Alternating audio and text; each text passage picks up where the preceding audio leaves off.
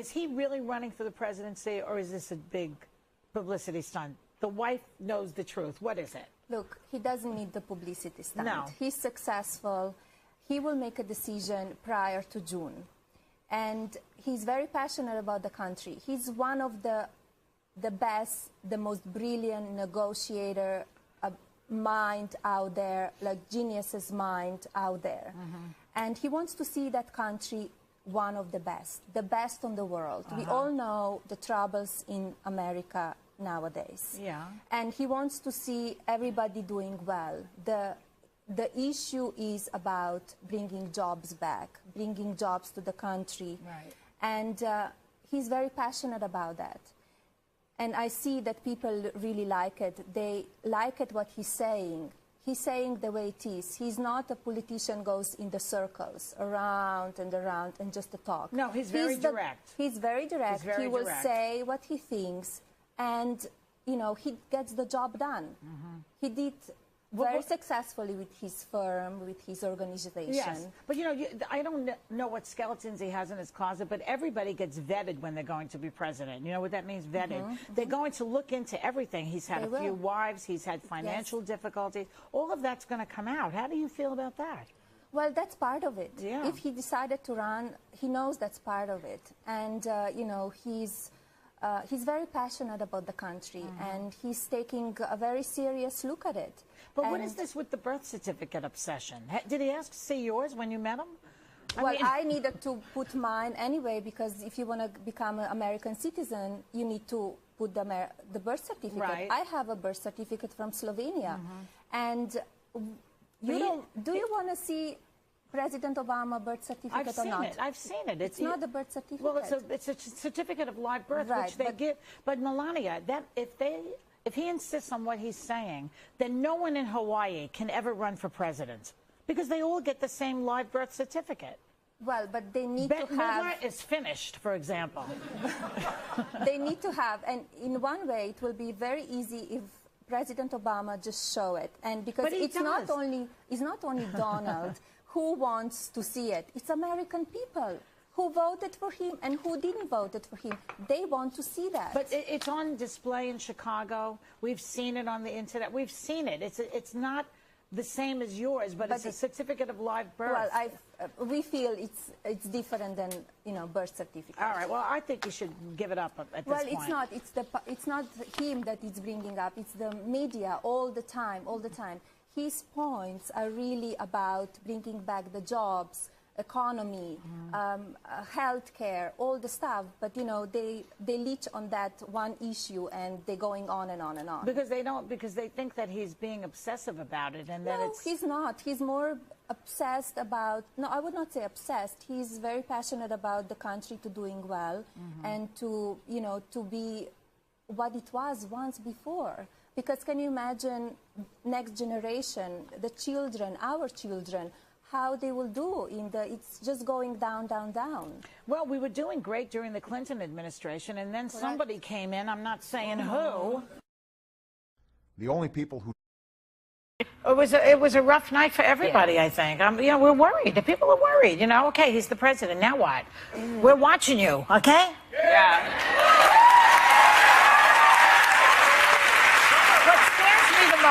I don't know what scares all the rest of you the most, is that not since George W. Bush has there been a White House, a Senate, and a House of Representatives all from the same party. Wait a minute.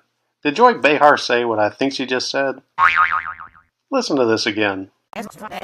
Not since George W. Bush has there been a White House, a Senate, and a House of Representatives all from the same party. This is why idiot variety talk show hosts should stick with topics they're familiar with and stay out of politics. Joy, let me refresh your memory all the way back to 2008. I'm sure you're familiar with Barack Obama winning the 2008 presidential election, but do you remember this Democratic moron? He was the Senate Majority Leader with 57 out of 100 seats. Do you remember this crazy Democratic kook? She was the Speaker of the House with 257 out of 435 voting members. Maybe you can hitch a ride out of this country with your pal Whoopi Goldberg. So, Now, some folks are not laughing about it. They say he lied for the White House plenty of times, so it's not okay to normalize. I sent an email to April Ryan. Remember April Ryan? Yeah. She's a journalist, and he took her on in March. He said, I'm sorry, please stop shaking your head. Do you remember this? Yeah. So I know her, so I wrote to her and I said, April, do you think the Emmy audience normalized Spicer? And she wrote back and she said, I could quote her. She said, did they really enjoy it? I thought they were in shock. He minimalizes his lies, meaning Trump's lies. People are angry over it. Twitter was on fire. Sean can laugh at himself if he wants. It seems others are not. He owes people an apology. And I think that part's true. I can get him. Yeah. I do. I think that the fact that he's a liar. Trump lies, and then he and Sarah Huckabee and the rest of them who have to go out there swear to the lies. And I think that they all owe the American people an apology, including him. And then I'll have fun with you, Spicer. Listen, I think Hollywood and the media need to lighten up. I think they need to lighten up. This guy had a sense of humor. His job as press secretary was to, that's your job. Your job is to lie. Your job is to, if the president says something, you have to defend them. He went out there. There was such a reluctance. Your job is to give the truth. No, but his such a reluctance to the American people. Look, if you looked at the audience, reluctance to laugh. Oh, if I smile, what will? It's ridiculous. Just have a moment. Then you watch the whole show, and it's all anti-Trump. I say it all the time, and I made this a key point here. This is why Trump won, because when you make it Trump versus Hollywood and the media, Trump wins. When you marginalize Trump the way they do here on these award shows, you marginalize his voters. That is a big segment of the country that felt ignored. The left. No, his marginalized. But this is Hollywood and celebrity. Wait. So I'm sorry. Having come from there and being a celebrity, I don't like that being painted that way. Now, there's a lot of rotten stuff that goes on. Yes. Do people have to lighten up a little bit? Yes. But I have to tell you that if you decide to just say this is who the issue is for, you also marginalize the rest of the American public. Yeah. So the issue really is, listen, Sean, people want you to say, look, I did what I was supposed to do. I did what I was supposed to. I did my job, and no, it wasn't as great a job as I thought I should do. And I think people will be fine with it, because there's nothing you can do when these guys are faced with their commander-in-chief who says, go out there and this is what I need you to do. You don't have to take the job. You don't have to take the job. But listen, don't yell at me, first of all. I wasn't yelling at you. All right. Don't yell at me. I wasn't yelling at you. He didn't take the job before he knew, or maybe he took the job before he knew what kind of person he was with. I don't know. But I just kind of feel like we've been faced with all kinds of folks in that position who have told all kinds of crazy stuff. I think what irritates me more than anything is that no one is saying, hey, when the person is doing it, we need to not do it when they've left, not get mad when they're gone. Get mad now. With Miss Huckabee, she's in there. Right. Start doing it now. Yeah. But the thing is, cut in some water. Yeah.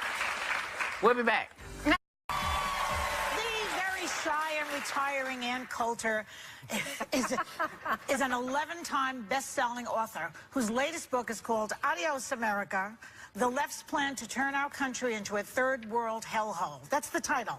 Sounds like a perfect holiday stocking stuffer to me. Please welcome Ann Coulter.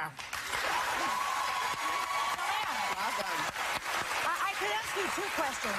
One is, about Trump threatening to boycott, and the other is about Snooking having sex in the car. The question is, go ahead. Definitely Snooking. Okay, what do you want to say about it? First of all, I'm so glad I'm doing The View, so I found out about this. I was just watching you backstage. You don't get the real news watching the other channels. I guess that's one way to get your husband to have sex with you. He was driving, and I sat on him. Why not? And then I tied him up and attacked him. That's when I conceived my child. Okay, would you ever try to do that? No, I don't. Okay, all right, let's get to politics.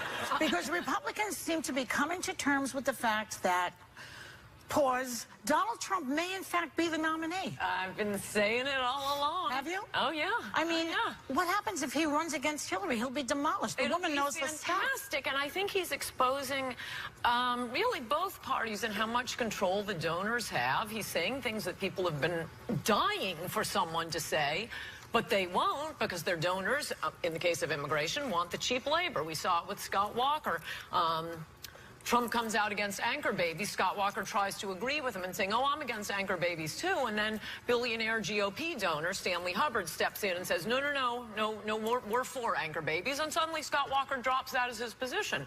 Same thing with the 12% tax rate. You can't just, if you disagree with him or go up against him, you drop out. You lose the money. Well, no. You can't take positions that most Americans, I mean, it's Donald Trump and the American people against the political class and the donor class. The same thing with his tax plan. And I mean, I love him for immigration, but the donor class is the Koch brothers, let's say, for example. Are they going to put their money behind Trump? Probably not, but who cares? The people are for him. That's what we're finding out right now. Look at all of the money Jeb Bush had. And by the way, both parties with that 12% rate on hedge fund managers. Hillary Clinton was on the finance committee. I'm sorry, that is unfair. And it takes Donald Trump saying no hedge fund managers should pay the same as Ann Coulter does. It takes him saying that because the donors have been stepping in saying, no, we like paying less than everyone else. But wait a minute. I remember you already sold. Okay, do you think he can win? You're paying a higher tax rate than hedge fund managers. Because I remember seeing you at CPAC in 2013 saying that we shouldn't have a businessman, that we should have either a senator or a governor, and you said, in fact, it's got to be from a big state, not something the size of Rhode Island. So at that point, you were against the businessman. What changed your tune? Donald Trump. He's the one exception to this rule. I also said we shouldn't be running divorcees. I'm altering that for Trump, but don't expect me to hold it to it going forward. You also said you had a height requirement. You don't have a hair requirement? I have a height requirement. I love this hair. Do you really? Were too short. You had to go like, line them up against the little clown in front of the roller coaster. Unless it's not, they'd be divorced. They can't be divorced. Well, actually, Ronald Reagan was divorced. The reason I'm generally against the non-governors running is I call them the novelty candidates, the businessmen. I mean, whether it was Herman Cain, Michelle Bachmann, Newt Gingrich, even you see it a little bit now with Ben Carson. They're not prepared for the rough and tumble of politics. They say things and sort of box themselves in, and also then they get bored and just say, I'm going home. Trump has been through all this before. He's been so attacked. I mean, if you were in New York area in the 80s, Spy magazine was going after Trump constantly. There's no new scandals were coming out.